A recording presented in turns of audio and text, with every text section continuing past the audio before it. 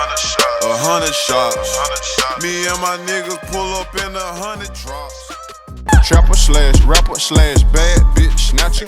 Baby mama mad, she said you live like a... Du trafic de drogue dans les rues de Memphis à la survie pour devenir l'une des voix les plus importantes du monde du hip-hop indépendant. Young Dolph avait le monde à ses pieds jusqu'à ce que certains individus décident de mettre un terme à son parcours. Sa carrière devenait lentement belle, mais les mains froides de la mort l'ont saisi trop tôt. Salut à tous et bienvenue sur la chaîne qui dévoile la face cachée des célébrités. Dans cette vidéo, nous allons nous pencher sur la vie de Young Dolph et les événements qui ont conduit à sa mort. Mais avant d'y aller, n'oubliez pas d'activer la cloche de notification pour ne manquer aucune de nos mises à jour. Young Dolph est né Adolph Robert Thornton Jr. le 27 juillet 1985 à Chicago, Illinois. Quand il n'avait que 2 ans, sa famille a déménagé à Memphis, Tennessee. Un déménagement qui allait définir le reste de sa vie douloureusement courte. Le jeune Dolph a 2 frères et 2 sœurs. Son père était un homme d'affaires et sa mère une femme au foyer, mais ils étaient tous deux accros au crack.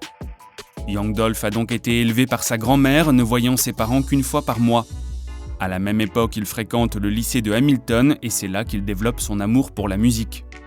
Dans le quartier où Dolph a grandi, ses camarades étaient tous sous la tutelle de leurs grands-parents car il semble que leurs parents souffraient du même problème que les siens, la dépendance au crack. Cependant, là où les choses différaient, c'était la façon dont sa grand-mère l'a élevé. La plupart des gens ont une image de rose et de pétales des visites aux grands-parents, mais la grand-mère de Dolph était tout le contraire. Elle n'était pas juste sévère avec Dolph, elle était méchante. En fait, elle l'était à tel point que Young Dolph la décrivait comme la grand-mère la plus méchante du monde. Elle dirigeait sa maison d'une main de fer, ne permettant jamais à ses amis de lui rendre visite. Cependant, elle permettait quelquefois à ses amis sans abri de rester chez elle. Le jeune Dolph se souvient qu'il n'a pas compris pourquoi elle faisait ce qu'elle faisait avant d'avoir 15 ans. Toutes ces mesquineries ont contribué à le rendre responsable, équilibré et indépendant. Était-ce la pauvreté qui l'entourait ou le fait qu'il était l'aîné de la fratrie ? Quoi qu'il en soit, Dolph était déterminé à sortir sa famille de la pauvreté et il le répétait plusieurs fois à sa grand-mère. Il a pris ses responsabilités et est devenu comme un père pour ses frères et sœurs. Il a fait ce qu'il fallait pour survivre et a commencé à vendre de la drogue alors qu'il était encore adolescent. Mais Young Dolph était déterminé à passer du statut de survivant à celui de battant. Le trafic de drogue n'était qu'une étape supplémentaire sur l'échelle de sa propre vision du succès. En 2008, à l'âge relativement tardif de 23 ans, il fait officiellement son entrée sur la scène du rap en sortant la campagne Paper Route. Au début, son style n'était pas sans rappeler le flow caractéristique de Memphis que d'autres rappeurs de Memphis comme 3 6 Mafia avaient contribué à populariser. Cependant, à chaque mixtape qu'il publie, il s'améliore. 2 ans plus tard, il crée son propre label de disques, Paper Route Empire. À l'époque, il n'est affilié à aucune grande maison de disques et est véritablement indépendant. Puis il sort Welcome to Dolph World. À cette époque, Dolph développe déjà son propre son unique et commence à se faire un nom grâce à sa production prolifique. C'est à cette époque que Young Dolph rencontre Mia J, la femme à laquelle il restera fidèle jusqu'à la fin.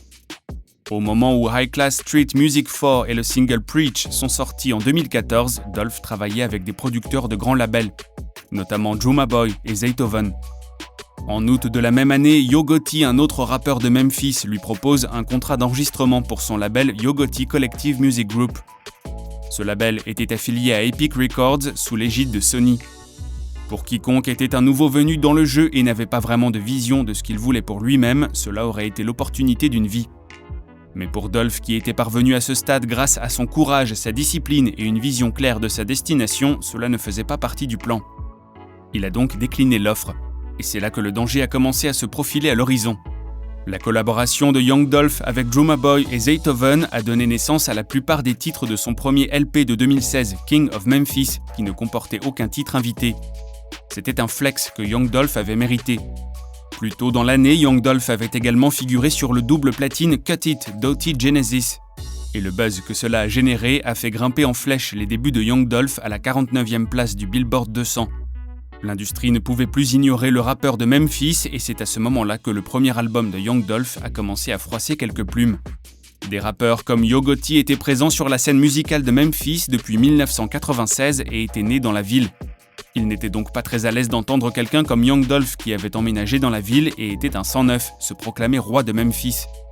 Comme l'a dit Michael Jackson, Yo Gotti l'a pris personnellement. Le conflit a commencé doucement avec des coups et des insultes de part et d'autre. Puis Young Dolph a étalé Gotti sous le soleil lorsqu'il a tweeté ceci. « Bra est passé d'être mon fan numéro 1 et de vouloir me signer à être mon plus grand dégoût. » À la même période, Blac Youngsta, un jeune rappeur qui avait été signé par Gotti, s'est rendu sur Instagram et a promis de mettre une claque à Young Dolph. Il a ensuite sorti un morceau dissident intitulé « Shake Some, Young Dolph Diss ». En 2017, Dolph a répondu en sortant un titre dissident intitulé « Play With Your Bitch » qui visait clairement Gotti. Le lendemain de la sortie du titre dissident, Dolph se trouvait à Charlotte en Caroline du Nord pour une performance au tournoi de la Central Intercollegiate Athletic Association, lorsque son véhicule a été la cible de 100 tirs. Heureusement pour lui, il avait équipé son véhicule de panneaux par balles et personne n'a été blessé. Sans surprise, Blac Youngsta et 2 autres hommes ont été arrêtés, mais il n'y avait pas suffisamment de preuves pour les inculper. Alors les charges retenues contre eux ont été abandonnées. Alors que la plupart des gens auraient vu cette menace sur sa vie comme un signe de libération sous caution, Young Dolph y a vu la publicité parfaite pour son 2e album studio, qu'il a judicieusement intitulé Bulletproof à l'épreuve des balles. L'album a connu un succès retentissant et a culminé à la 36e place du Billboard 200. En septembre de la même année, une autre tentative d'assassinat est perpétrée contre Young Dolph. Il se trouvait à l'extérieur d'un hôtel à Hollywood lorsqu'on lui a tiré dessus à plusieurs reprises. La blessure était si grave qu'il a dû être hospitalisé et est resté dans un état critique. Puis il a commencé à se rétablir miraculeusement et en 2 semaines, il était de nouveau sur pied. L'année suivante, en février 2018, Young Dolph a publié une pièce étendue intitulée « Niggas Get Shot Every Day », qui était une référence directe à l'incident de tir de l'année précédente.